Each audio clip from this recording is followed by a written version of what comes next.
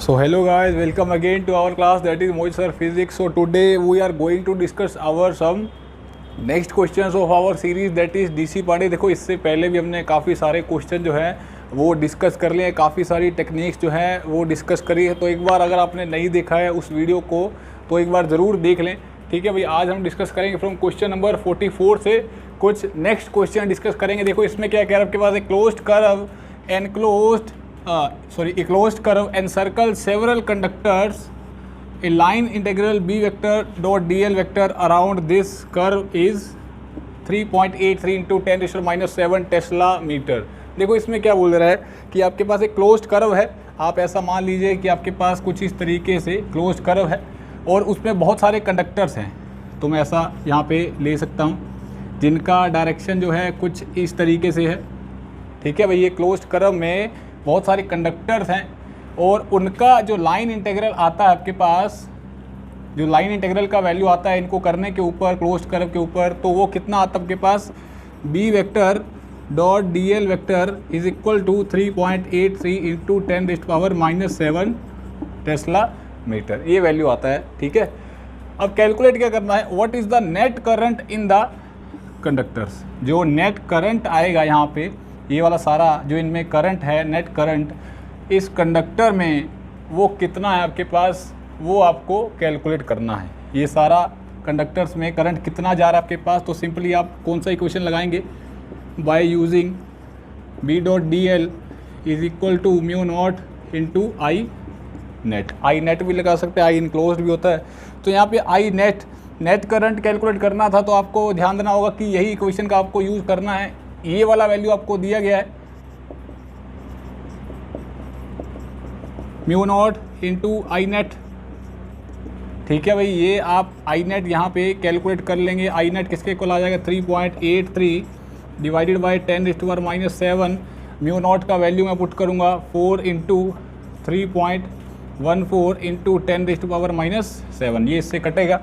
सो जो आई नेट का आपके पास वैल्यू आया, कितना आ गया भाई, ये आ गया 3.83 divided by 4 into 3.14.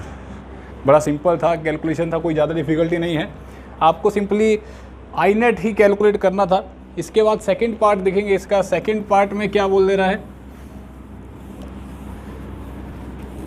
Second part में देखेंगे आप, if you were to integrate around the curve in opposite direction. मतलब ये है कि जब आपके पास ये करंट आपने सपोज कर लिया कुछ इस डायरेक्शन में था, ठीक है, तब आप उसको b vector dot D L vector का इंटीग्रेट लिख रहे थे, उसका वैल्यू ये था. ठीक है, अब आप उसी करंट्स को इंटीग्रेट जो है वो ओपोजिट डायरेक्शन में कर दें. ठीक है, मतलब इसका जो वैल्यू है ये है और इसको आप इंटीग्रेट करें तो वो नेगेटिव में आपके पास सीधा सीधा आ जाएगा, क्योंकि आपने क्या करा, उनको ओपोजिट डायरेक्शन में एडजस्ट कर दिया और इसका वैल्यू आपको दिया गया था. ठीक है, तो आप सिंपली इसका जो इंटीग्रेट आएगा आपके पास वैल्यू, वो आपके पास नेगेटिव में आ जाएगा. मतलब B vector dot D L vector is equal to minus of 3.83 into 10⁻⁻7 tesla metre. यही इसका सॉल्यूशन है. बड़ा कोई ज़्यादा लेंथी क्वेश्चन नहीं था, सिंपल था. ठीक है, so move to the next question.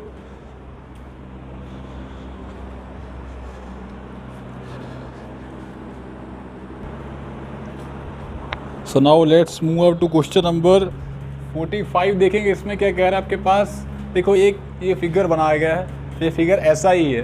ठीक है, बुक्स में ही कुछ ऐसा दिया गया है. अगर आप सोच रहे हैं कि यार ये टेढ़ा मेढ़ा बना है, तो बुक्स में ही ये ऐसा फिगर है, आप देख रहे हैं एक बार.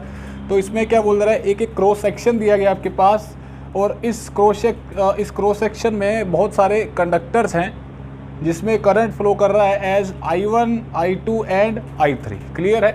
तो इसमें पूछा कि आपके पास what is the line integral B vector dot D L vector for each path. हर पाथ का आपको लाइन इंटीग्रल बताना है, मतलब B vector dot D L vector बताना है.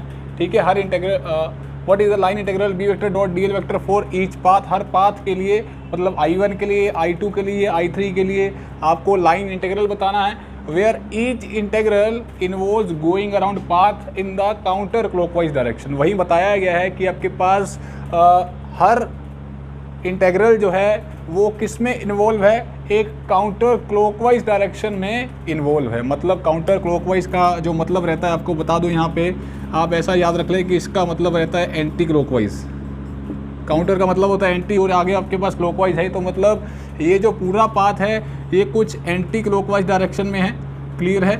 और इसमें जो आपके पास इंटेग्रल्स हैं I1, I2 और I3 के, वो आपके पास इसमें इन्वॉल्व हैं, वो बोला गया आपको। क्लियर है।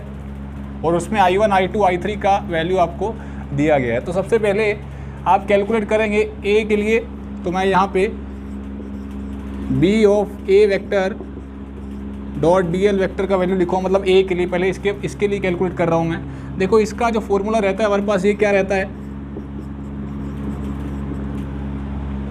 म्यू नॉट I नेट रहता है।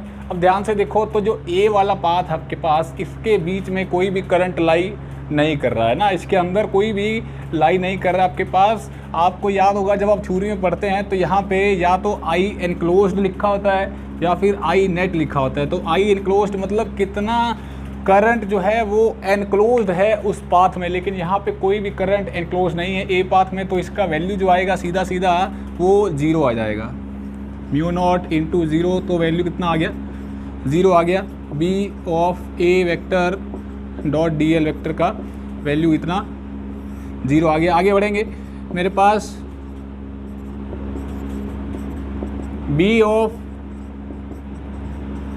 B के लिए देखेंगे आप, B के लिए मतलब I1 के लिए। अब ध्यान से देखो, वही जो इसका डायरेक्शन है करंट का according to the Fleming right hand rule, तो करंट का वैल्यू जो है, डायरेक्शन जो है वो अंदर है।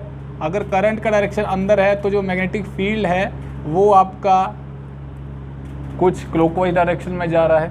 बट आपका जो लाइन इंटीग्रल है ये B डॉट DL, ये आपके पास ऑपोजिट डायरेक्शन में है। ठीक है, पूरा का पूरा जो पाथ है वो आपके पास एंटी क्लॉकवाइज है और ये ऑपोजिट डायरेक्शन में, मतलब जो वैल्यू आएगा इंटीग्रल का वो इस बार कुछ नेगेटिव में आएगा। सो मैं यहाँ पे क्या लिखूँगा, म्यू नॉट I1 लिखूँगा बट नेगेटिव का। ठीक है भाई, समझ आ गया होगा। और ये तो हमें कैलकुलेट करना ही था, तो इसका जो वैल्यू है म्यू नॉट का पता है आपको कितना होगा, आपके पास 4 पाई इंटू 10⁻⁻7 इंटू I1 का वैल्यू आपको दे रखा है 4, तो ये आपके पास इसका वैल्यू आ जाएगा।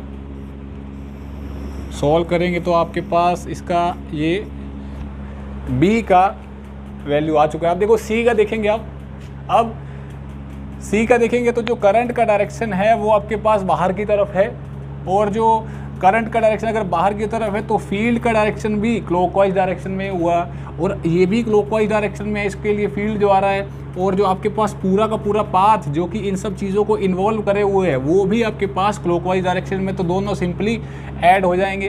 तो यहाँ पे जो मेरे पास मतलब जो वैल्यू आएगा वो पॉजिटिव में आएगा। तो फिर से मैं म्यू नॉट I नेट लिखूँगा, तो इस बार जो वैल्यू आएगा म्यू नॉट इंटू माइनस का I1, एक तो पहले ही था क्योंकि I नेट की बात कर रहे हैं हम। ठीक है, I नेट की बात कर रहे हैं तो I1 पहले भी था, अब I2 साथ में ही आ गया आपके पास। इसका वैल्यू फिर से वही 4 पाई इंटू 10⁻⁻7, I1 का आपको वैल्यू दे रखा है -4, I2 का दे रखा है 6, तो ये जो वैल्यू आया 4 पाई इंटू 10⁻⁻6 इंटू 2। फिर से आपके पास ये वाला वैल्यू ये B के लिए आ गया, C के लिए आ गया आपके पास। क्लियर है, तो यहाँ पे आप C लिख लेंगे। समझ आ गया होगा भाई, सिंपल है, कोई ज़्यादा डिफ़िकल्टी नहीं है। उसके बाद D का देखेंगे आप। अब D के लिए देखेंगे तो ये तीनों का इन्वॉल्वमेंट हो रहा है आपके पास, तीनों का इन्वॉल्वमेंट हो गया है यहाँ पे। क्लियर है, ठीक है। अब आपके पास I3 का भी आ गया है, हालांकि A से बाहर था, वो A में आपके पास कोई भी इंटीग्रल नहीं आया है क्योंकि I नेट का वैल्यू 0 था। उसके अराउंड जो है, उसके बीच में यहाँ पे कोई भी करंट फ्लो नहीं कर रहा था, तो B डॉट BL का वैल्यू, इसके लिए इसका लाइन इंटीग्रल जो है वो 0 था। लेकिन अगर आप इस पूरे पाथ के अंदर बात करेंगे तो ये तीनों लाई कर रहे हैं, I1, I2 एंड I3, तो जिसका वैल्यू आएगा मेरे पास वो सिंपली मैं क्या लिखूँगा यहाँ पे, B dot DL is equal to mu naught I net i net का जो वैल्यू रहेगा वो क्या रहेगा, माइनस का I1 प्लस का I2 और प्लस का ही I3 होगा, क्योंकि करंट का डायरेक्शन बाहर है तो मैग्नेटिक फील्ड जो है वो क्लॉकवाइज डायरेक्शन में है, तो ये भी क्लॉकवाइज डायरेक्शन में है और ये भी क्लॉकवाइज डायरेक्शन में, तो ये भी आपके पास प्लस में ही आ जाएगा। तो जो वैल्यू आएगा माइनस का 4 प्लस का 6 प्लस का 2, तो जो वैल्यू आया भाई कितना हो गया आपके पास, 6 + 2 8 हो गया, 8 - 4 जो है प्लस का 4 आ गया इंटू 4 पाई इंटू 10⁻⁻7। ये आपका इसके लिए वैल्यू आ गया भाई। बात समझ आ गई होगी, क्लियर है, सिंपल क्वेश्चन था, ज़्यादा कोई डिफिकल्टी नहीं है। इंटीग्रल का वैल्यू निकालना है, आपको पहले ही बता चुका, जो मैग्नेटिक फील्ड वाले क्वेश्चन रहते हैं ये सारे के सारे डायरेक्शन बेस्ड रहते हैं, ठीक है, डायरेक्शन का पूरा इनमें यूज़ रहता है। तो जब भी क्वेश्चन आ जाए तो एक ही बात का याद रखें कि मैग्नेटिक फील्ड का जो डायरेक्शन है वो बहुत इंपॉर्टेंट है।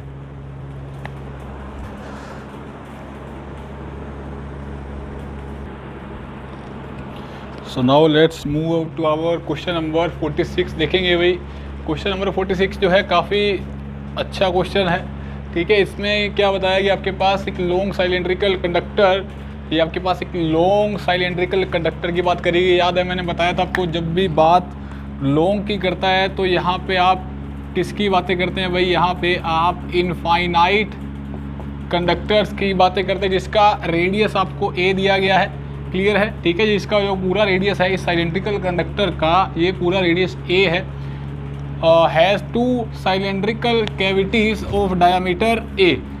उसमें 2 कैविटीज़ रखी गई हैं, ये 2 कैविटीज़ हैं जिनका डायामीटर ए है, मतलब कि जो इनका रेडियस हो गया वो a/2 हो गया, इनका रेडियस जो है भाई, ठीक है। जो इनका रेडियस आया वो a/2 है। A current I is directed out of page and is uniform throughout the cross section. उसके बाद बोला है कि एक करंट है, ठीक है, I, जो कि यहाँ पे ये करंट दिया गया आपके पास, ये करंट है I जो कि आउट ऑफ पेज आ रहा है, आपकी तरफ आ रहा है, ठीक है, और वो यूनिफॉर्म है through out the cross section. मतलब यहाँ पे कैलकुलेट क्या करना है आपको, यहाँ पे आपको कैलकुलेट करना है मैग्नेटिक फील्ड, कैलकुलेट करना है कहाँ पे, eight point P1 and P2। किसकी फॉर्म में आपको करंट कैलकुलेट करना है, in the form of I/R/A, इनकी फॉर्म में, और μ0 की फॉर्म में करंट जो है कैलकुलेट करना है। यहाँ पे ये रेडियस आपको R दिया गया है, ये वाला जो डिस्टेंस है भाई, ये वाला जो डिस्टेंस है आपको R दिया गया है, और ये वाला डिस्टेंस भी R है यहाँ तक, क्लियर है, ठीक है। काफ़ी अच्छा क्वेश्चन है, इससे आपका काफ़ी जो कॉन्सेप्ट जो है वो बिल्डअप हो जाएगा। देखो इसमें कैसे करेंगे, इस तरीके के जो क्वेश्चन हैं आपको बता दूं मैं, ये करंट डेंसिटी के ऊपर बेस्ड रहते हैं, ठीक है।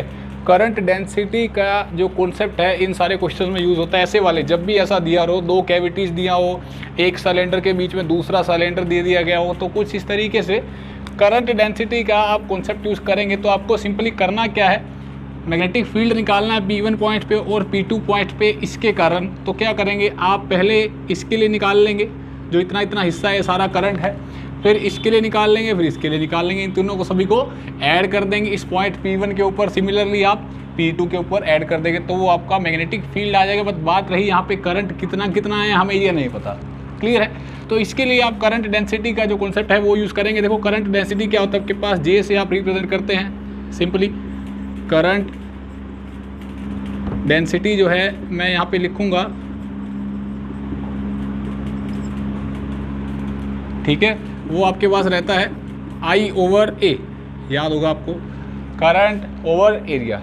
अब ध्यान देंगे, इसका जो आपके पास रेडियस है वो A दिया गया है, इस पूरे सिलेंड्रिकल कंडक्टर का जो रेडियस है वो A है, ठीक है। मतलब कहने का ये हो गया कि आपके पास πa² में I करंट फ्लो कर रहा है, ठीक है, और एक में कितना करेगा, I divided bye πa², clear है। अब आपको इसमें करंट कितना निकालना होगा भाई, इसमें तो आपको करंट निकालना होगा, इसमें भी तो करंट निकालना होगा, इसमें भी निकालना होगा। तीनों को निकालने के बाद ही आप इसके ऊपर फील्ड कैलकुलेट कर पाएंगे। तो पहले इसमें भी करंट पता होना चाहिए, इसमें भी और इसमें भी, ठीक है। अब देखो पूरे में करंट आपके पास I है, ठीक है, पाई ए स्क्वायर में करंट आई है, एक में कितना हो गया आई और पाई ए स्क्वायर हो गया। तो मैं इन दोनों में निकालना होगा, तो मैं क्या करूँगा यहाँ पे, देखो इसका रेडियस कितना है आपके पास, इसका रेडियस है a/2 है, ठीक है, इसका भी आपके पास जो रेडियस है वो a/2 है। तो दोनों का जो मिला के आपके पास वैल्यू आएगा that is pi A square by 4 plus pi A square by 4, और वो कितना आ गया, पाई ए स्क्वायर बाई 2 आ गया। मतलब कि आपको पाई ए स्क्वायर बाई 2 में करंट कितना आएगा, तो आप I divided by pi A square को सिंपली मल्टीप्लाई कर देंगे यहाँ पे किससे, pi A square divided by 2 से। बात समझ आ गई होगी, ठीक है।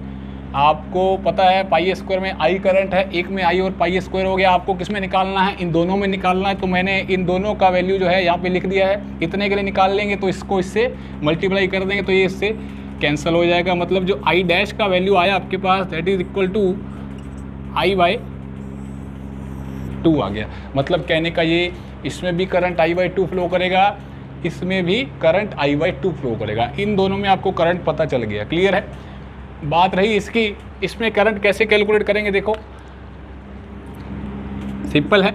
अब इसमें हमें पूरे में करंट कितना आपके पास पाई ए स्क्वायर है, तो इसमें से मैं यहाँ पे माइनस कर दूंगा pi A square by 4 minus pi A square by 4, ठीक है, ये आपके पास आई के इक्वल हो जाएगा, सिंपल है। तो उसके बाद आप क्या करेंगे, इस टर्म को पूरे से डिवाइड कर देंगे, पाई ए स्क्वायर से डिवाइड बाई इसको कुछ एक करंट दे देंगे। भाई ये हमने इसलिए करा है, डिवाइड नीचे इसलिए करा है क्योंकि हम पहले इसमें से हमने इस वाले करंट में से इन दोनों को माइनस कर दिया, क्लियर है, और उसके बाद पूरे से डिवाइड कर दिया ताकि हमारे पास इन तीनों का डिफरेंटली आ जाए, क्लियर है। तो यहाँ पे जो वैल्यू आएगा आपके पास पाई ए स्क्वायर कितना आ जाएगा, ये पाई ए स्क्वायर बाई 2 हो जाएगा और divided by pi A square by 2 हो गया। तो इसका जो वैल्यू आया आपके पास कितना आ गया, ये पाई ए स्क्वायर बाई 2, ये कितना हो गया, पाई ए स्क्वायर बाई 2 रह गया। तो जो वैल्यू आया आपके पास 1/2 कैंसिल हो गया, भाई कैंसिल हो जाएगा, ठीक है, आई बाई आई हो गया, ठीक है। तो जो आपके पास इस बार करंट का वैल्यू आया इस वाले सेक्शन में वो कितना आ गया, 2i आ गया। इतना समझ आ गया होगा, ठीक है भाई। ये तो बड़ा सिंपल हो गया कि इस तरीके से हमने कैसे निकालना था, ठीक है। उसके बाद हमने ये थोड़ा सा अलग से करा है, ठीक है। तो ये आ गया आपके पास तीनों के लिए करंट डिफरेंटली आ गया आपके पास I/2 इसमें, I/2 इसमें, और आपके पास I/2i इसमें आ गया, ठीक है। वैसे एक और बात बता दूं आपको, शॉर्ट ट्रिक बता दूं इसको सॉल्व करने का। देखो उसने बोला गया है कि इसमें जो करंट है, पूरे सर्कल में जो करंट जा रहा है वो आउट ऑफ द पेज है, ठीक है, मतलब आपकी तरफ आ रहा है, ठीक है, और उसमें जो करंट है वो I है, क्लियर है। तो जो इसमें दोनों में करंट रहा होगा वो कितना रहा होगा, I/2 और I/2 ही तो रहा होगा, क्योंकि टोटल करंट आपके पास I है और आपको पता है कंडक्टर में करंट हमेशा बराबर रहता है, ठीक है। आप I/2 और I/2 दोनों को मिलाएंगे तभी तो आपके पास I ही आएगा। अगर आप I/2 माइनस I/2 कर दें तो आपके पास वो 0 हो जाएगा, ठीक है, तो भी I/2 ही बचेगा मेनली। अगर आप मैग्नीट्यूड की बात करें तो वो उस तरीके से भी आप देख सकते हैं, क्लियर है। तो ये हो गया करंट का जो वैल्यू था। अब हमारे पास करंट आ गया। अब आप इस पॉइंट P1 के ऊपर मैग्नेटिक फील्ड जो है वो कैलकुलेट करेंगे। तो सबसे पहले हम देखेंगे P1 के ऊपर जो मैग्नेटिक फील्ड आया है वो कितना आया है, ठीक है। इस चीज़ को ही हम करंट डेंसिटी बोलते हैं मेनली। तो देखेंगे P1 के ऊपर एट पॉइंट P1, इसके ऊपर मैग्नेटिक फील्ड कैलकुलेट करना है। इसके कारण अब ये कि आपके पास लॉन्ग साइलेंड्रिकल कंडक्टर है, तो पहले मैं B1 के लिए वैल्यू लिख लूँगा। तो कितना आएगा मेरे पास, twice of μ0 I divided by 4πr। r क्या है, यहाँ से लेके यहाँ तक का डिस्टेंस हो गया, क्लियर है। पहले मैं इसके लिए कर रहा हूँ, क्लियर है भाई, बाहर वाले के लिए कर रहा हूँ। इसको B2 देंगे, इसको B3 देंगे। तो B1 के लिए जो वैल्यू आया लॉन्ग सिलेंड्रिकल के लिए सो ट्वाइस आया, इसीलिए sine phi 1 plus sine phi 2 का वैल्यू लेते हो हम 2 लिखेंगे यहाँ पे simply. So mu naught I current कितना था यहाँ पे आप यूज़ करेंगे, जो वैल्यू आया यहाँ पे म्यू नॉट इंटू 2i हो गया डिवाइडेड बाई 4 पाई आर हो गया भाई, ठीक है। तो ये 2 और ये 2 कट गया आपके पास, तो वैल्यू जो आया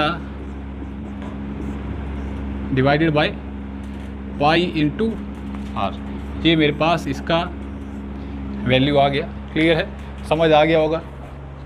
ये B1 का वैल्यू हो गया। अब आप सिंपली इसी तरीके से B2 का निकाल लेंगे, twice of mu not I2 का जो करंट था, इसमें जो करंट है इसमें करंट कितना जा रहा है भाई, I/2 जा रहा है, ठीक है। 4 पाई डिस्टेंस देखेंगे, अगर ये डिस्टेंस R है, ठीक है भाई, और ये इसका रेडियस A/2 है, तो मेरे को यहाँ तक निकालना है, तो वैल्यू कितना लिखूँगा मैं यहाँ पे 4 पाई इंटू ये वाला R है और ये वाला आपके पास A/2 है, सो R माइनस A/2 हो गया। बात समझ आ गई होगी, ठीक है। कैलकुलेशन है, बाकी सारा हो चुका है सॉल्व आपके पास। तो जो वैल्यू आएगा यहाँ पे वो कितना आएगा मेरे पास, यहाँ पे ये 2 म्यू नॉट हो गया, इससे आपके पास ये कटेगा और मैं इसको क्या लिख सकता हूँ आगे, म्यू नॉट आई डिवाइडेड बाय 4 पाई ये 2r माइनस ए, और ये वाला 2 ऊपर चला जाएगा।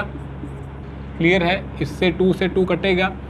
सो B2 का जो वैल्यू आया that is equal to 2 pi r minus a into 2 है यहाँ पे। क्लियर है, तो ये B2 का वैल्यू आ गया आपके पास। कुछ इसी तरीके से आपके पास B3 का आ जाएगा। क्लियर है, इसके कारण निकालना है, बस जस्ट डिफरेंस क्या आएगा आपके पास, सेम एज इट इज़। यहाँ पे r डिस्टेंस था, प्लस में A/2 भी, ये भी प्लस में A/2 जो है आपके पास ऐड हो जाएगा इसका। तो मैं यहाँ पे जो B3 का वैल्यू लिखूँगा वही फॉर्मूला आपके पास 2 into mu naught into I divided by 2 4 pi r plus A/2 हो गया यहाँ पे। तो जो B3 का वैल्यू सॉल्व करके आएगा सेम ही आएगा भाई, अगर आप कैलकुलेशन करेंगे तो mu naught I divided by 2 pi into 2r plus का ए। बस डिफरेंस यहाँ पे ये है कि इस बार प्लस का आ जाएगा। क्लियर है, अब ध्यान से देखेंगे आप, जो इसका डायरेक्शन था आपके पास, जो करंट का डायरेक्शन है, इसके लिए बाहर वाले के लिए, मतलब इसका जो मैग्नेटिक फील्ड रहेगा वो क्या रहेगा आपके पास, इस पॉइंट P के ऊपर। देखो जो मैग्नेटिक फील्ड का डायरेक्शन है वो बाहर की तरफ है, और वो अगर बाहर की तरफ है तो इसका जो डायरेक्शन आएगा पॉइंट P के ऊपर वो कुछ इस डायरेक्शन में लाई करेगा। क्लियर है, अब अगर ये आपके पास कुछ इस डायरेक्शन में है तो जो इन दोनों के कारण है वो जो वैल्यू रहेगा वो आपका कुछ ओपोजिट डायरेक्शन में रहेगा, कुछ इस डायरेक्शन में भाई, क्योंकि जो वैल्यू आएगा इसका कंडक्टर है तो इसको न्यूट्रल होना पड़ेगा। क्लियर है, ठीक है। न्यूट्रल होने के लिए इसका एक डायरेक्शन जो है इधर रहा होगा। क्लियर है, तो बाकी दोनों डायरेक्शन जो है वो उधर रहा होगा, क्योंकि आप करंट का डायरेक्शन क्या लेके चलेंगे, इन दोनों कंडक्टिविटी कैविटीज़ में कुछ अंदर की तरफ। इसके लिए बाहर की तरफ था तो इधर, इसके लिए अंदर है तो इधर, और इसके लिए भी अंदर है तो इधर डायरेक्शन। तो दोनों का आप यहाँ पे कुछ इस डायरेक्शन में ऐड कर देंगे और ये वाला वैल्यू सब्ट्रैक्ट हो जाएगा। क्लियर है, तो आप जस्ट अभी कैलकुलेशन है और कुछ डिफ़िकल्टी नहीं है यहाँ पे। तो मैं यहाँ पे जो सिंपली वैल्यू जो है इसका ऐड करूँगा, रिज़ल्ट एक बार रख लेते हैं इनका कैलकुलेशंस के लिए। जो इसका वैल्यू आएगा इस बार B का जो वैल्यू मैं लिखूँगा, ये क्या लिखूँगा इस बार, B1 minus B2 minus B3। ठीक है भाई, एक को पॉजिटिव रख लेंगे, बाकी दोनों को नेगेटिव कर देंगे आप। तो B1 का जो वैल्यू है ये हो गया mu naught I divided by pi R, simply mu naught I divided by 2 pi into 2r minus A, similarly mu naught I divided by 2 pi into 2r plus A. ठीक है भाई, तो अभी कैलकुलेशन है, एलसीएम लेना है और solve करना है इनको। सिंपली आप इसमें से कॉमन ले लेंगे, म्यू नॉट आई डिवाइडेड बाय, मैं क्या करता हूँ यहाँ पे मेरे पास जो एलसीएम आएगा इस बार पाई जो है मेरे पास एलसीएम आ रहा है यहाँ पे, तो मैं इसका जो वैल्यू लिखूँगा 1/r minus 1/4r minus 2a, फिर से 1 डिवाइडेड बाई 4r प्लस 4 का ए हो गया भाई। क्लियर है? सो mu naught I divided by पाई, यहाँ पे आप एलसीएम लेंगे इनका, तो एलसीएम जो आएगा मेरे पास ये कितना आ जाएगा 4r माइनस का 2a, 4r प्लस का 2a हो गया। यहाँ पे एलसीएम लेंगे तो इसका कटेगा, तो यहाँ पे जो वैल्यू आएगा इसका एलसीएम कितना आ जाएगा 16r स्क्वायर माइनस का 4a स्क्वायर। क्लियर है? अब अगर ऐसा नहीं समझाया तो वही मैंने डायरेक्ट लिखा है, तो आप सिंपली ऐसा भी लिख सकते हैं 4r minus 2a into 4r plus का 2a हो गया। इसके लिए कितना वैल्यू आ गया। अब सिमिलरली इसके लिए लिखेंगे आप, तो इसके लिए लिखेंगे ये आपके पास यहाँ से कितना आ जाएगा r इंटू 4r प्लस का 2a, और आगे इसके लिए लिखेंगे तो कितना आ जाएगा माइनस का r इंटू 4r माइनस का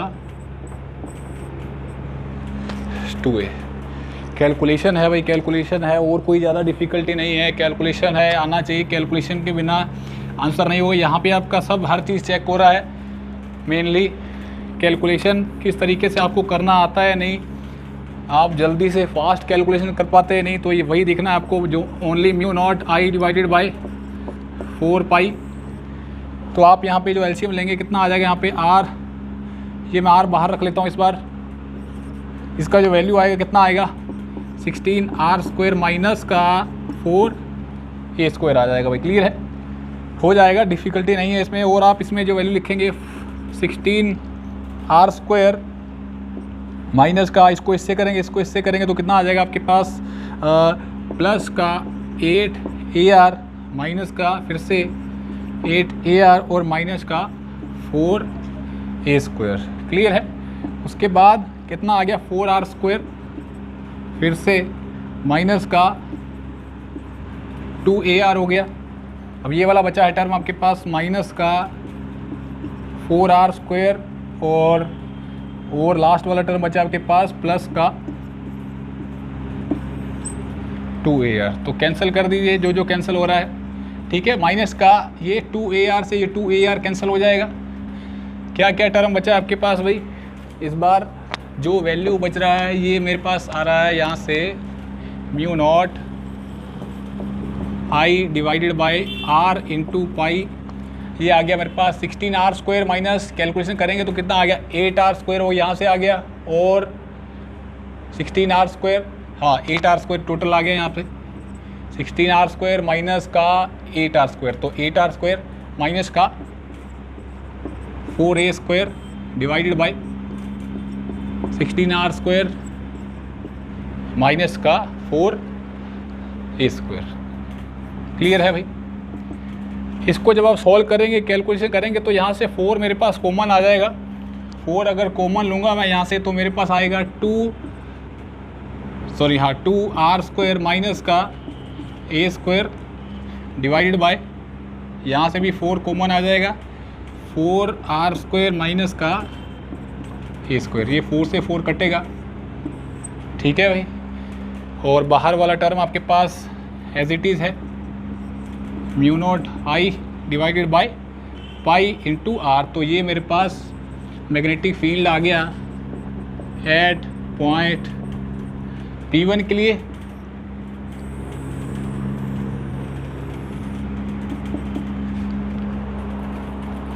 बात समझ आ गया होगा भाई, थोड़ा लेंथी कैलकुलेशन था और कोई ज़्यादा डिफ़िकल्टी नहीं है। ठीक है, तो हो गया होगा, ये P1 के लिए था। सिमिलरली आप P2 के लिए कैलकुलेट करेंगे।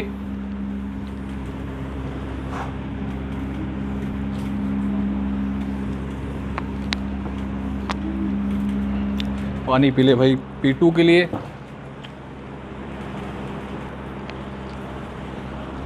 अभी हम कैलकुलेट करेंगे। देखो B2 के लिए जो है, सॉरी P2 पॉइंट के अब हमें यहाँ पे कैलकुलेट करना है भाई P2 पॉइंट के ऊपर।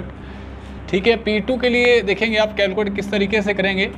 तो अगर मेरे पास ये दो कैविटीज़ हैं और इनका जो रेडियस है वो कुछ इस तरीके से a/2 है और ये भी आपके पास a/2 हो गया, और यहाँ पे मेरे पास एक पॉइंट है और ये मेरा डिस्टेंस है जो कि पॉइंट P से कुछ इस डायरेक्शन में लाई कर रहा है। ठीक है, ये पॉइंट P हो गया, ये पॉइंट P2 हो गया, और इस कैविटीज़ के कारण कैलकुलेट करना है और हमें ये रेडियस पता है। ठीक है, R है इसका रेडियस। तो अब देखेंगे, मैं यहाँ पे B2 का जो वैल्यू लिखूँगा, देखो भाई अब यहाँ पे अगर आपके पास R डिस्टेंस ये है, ये a/2 है, तो यहाँ पे डिस्टेंस कितना आ जाएगा आपके पास, यहाँ पे डिस्टेंस आ जाएगा R² + a² / 4 आ जाएगा। क्लियर है। सिमिलरली यहाँ पे भी R² + a² / 4 का वैल्यू आ जाएगा। ठीक है, तो अब ध्यान से देखेंगे तो जो इसका वैल्यू है, इसके कारण इस पॉइंट के ऊपर जो मैग्नेटिक फील्ड लाई करेगा वो कुछ इस डायरेक्शन में होगा, क्योंकि आपको पता है कि जब भी आपके पास जो डायरेक्शन निकालते हैं मैग्नेटिक फील्ड का, वो हमेशा परपेंडिकुलर होता है। ऐसे नहीं है कि आप किधर भी बना देंगे, ये हमेशा जो लाइन आएगी, जो मैग्नेटिक फील्ड का डायरेक्शन आएगा, वो कुछ परपेंडिकुलरिटी में आएगा जिसके थ्रू आपने निकाला है। तो इसके थ्रू निकालना है तो आप इसके परपेंडिकुलर लाई करेगा। कुछ उसी तरीके से इसके कारण जो मैग्नेटिक फील्ड आएगा वो कुछ इस डायरेक्शन में आएगा। थ्योरी में पढ़ा है आपने भाई। तो जो नेट आपके पास वैल्यू लाई करा वो कुछ इस डायरेक्शन में लाई करा। तो हमने ये B2 सपोज करा था, तो इसको आप B2 मान लेंगे, इसको आप B3 मान लेंगे, तो इसके कारण ये वाला वैल्यू B3 हो गया, तो ये B2 हो गया, ये मेरे पास B नेट आ गया, और ये आपके पास एंगल थीटा है। क्लियर है, समझ आ गया होगा। अब आपको क्या करना है, यहाँ पे ये आपके पास देखो भाई, आपके पास ये B2 है, तो ध्यान से देखें, आपको बताया था लास्ट वाली वीडियोस में भी, जब भी बात आपको थीटा एंगल दिखाई दे तो आप उसको दो कंपोनेंट में रिजॉल्व कर ले, है ना। कौन कौन सा होगा रिजॉल्व इसमें, एक तो आपके पास ये वाला हो जाएगा, ठीक है, B2 देखो इसके साथ थीटा बन रहा है, एक ये वाला कंपोनेंट हो गया इस रिजल्टेंट का, एक ये वाला कंपोनेंट हो गया, एक ये वाला कंपोनेंट हो गया भाई। ठीक है, तो ये हो गया B2 cos थीटा और ये हो गया B2 sin थीटा। ठीक है, सिमिलरली ये B3 के दो कंपोनेंट होंगे, एक आपके पास कुछ इस तरीके से B3 sin थीटा और एक यहाँ पे B3 cos थीटा।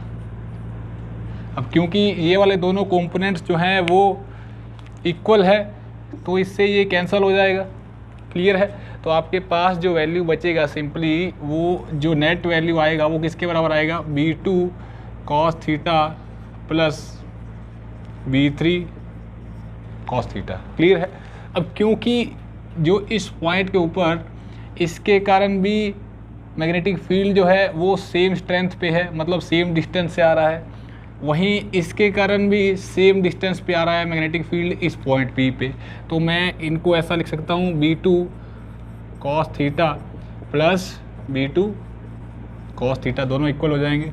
तो जो नेट वैल्यू आएगा आपके पास ट्वाइस ऑफ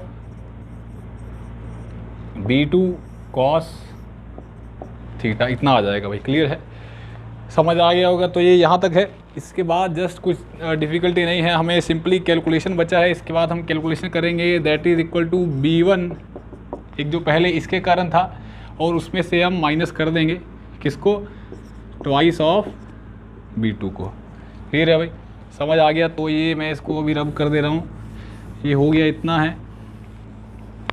ये मेरे पास अभी कैलकुलेशन बचा है, और कोई डिफ़िकल्टी नहीं है। B1 का जो वैल्यू था वो मेरे पास था mu naught I divided by pi into r, पहले मैंने कैलकुलेट कर चुके हैं अभी 1 वाले में, पॉइंट P1 के ऊपर कैलकुलेट करें तो इतना ही आया था।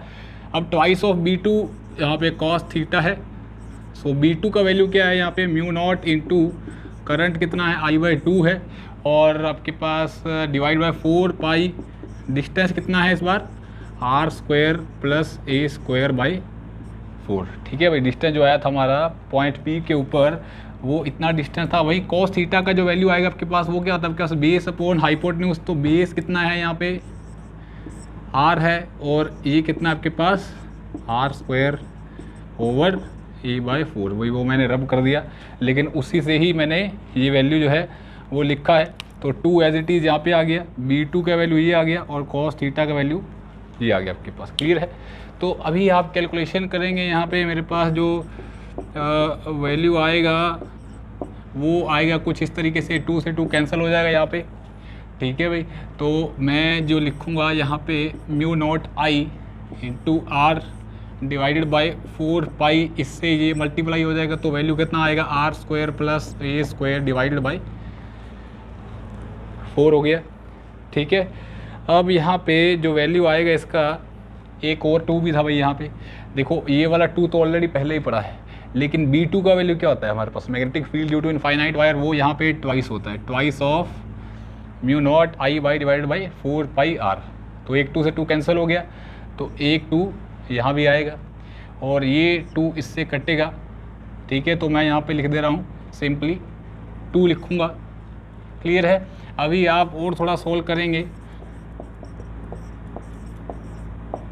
तो ये एलसीएम लेंगे तो 4r² हो जाएगा, वो 4 ऊपर चला जाएगा। सो mu naught i into r divided by 2 pi 4r² plus का a²। ठीक है, इससे ये कटेगा तो कितना आ जाएगा, यहाँ पे 2 आ जाएगा, ये मेरे पास 2 आ गया भाई। क्लियर है, समझ आ गया होगा। तो अब आपको सिंपली इसका एलसीएम लेना है, तो आप जब एलसीएम लेंगे तो कितना आएगा मेरे पास, mu naught I divided by pi into R, मैं एलसीएम ले लूँगा यहाँ पे। ठीक है, mu naught I divided by pi into R जो है हमने कॉमन निकाल लिया भाई, तो कॉमन निकालेंगे तो वहाँ पे 1 आ जाएगा, 1 आएगा, और यहाँ पे ये तो ऑलरेडी कॉमन है, ये भी सारा कॉमन आ गया, तो यहाँ पे वैल्यू बचा 2r² divided by 4r² plus का a², ये वैल्यू आ गया। क्लियर है, समझ आ गया होगा। और अब आप इसका एलसीएम लेंगे तो mu naught I divided by pi into r, तो इसका वैल्यू जो आया 4r² plus a² minus 2r का square divided by 4r² plus का a²। क्लियर है। अब इसको सॉल्व करेंगे तो आपके पास जो वैल्यू आया वो कितना आएगा, mu naught I divided by 4 नहीं है यहाँ पे, पाई इंटू आर है, तो कितना आ गया भाई, ये आ गया मेरे पास 2r² plus a² divided by 4r² plus a²। Clear है। तो यही इसका मैग्नेटिक फील्ड आ गया एट पॉइंट P। क्लियर है, तो यही था, यहीं तक था ये क्वेश्चन, बहुत ही अच्छा था। तो आपने देखा बहुत सारा अच्छा कॉन्सेप्ट यूज़ हो रहा है, यहाँ से आपका एक्यूरेसी पता चलता है, मेनली आपने कितना एक्यूरेसी जो है, कितनी फास्टली क्वेश्चन को सॉल्व करा और कितना कॉन्सेप्ट का यूज़ करा है। क्लियर है, तो अभी तक यही था, फिर उसके बाद हम नेक्स्ट करेंगे।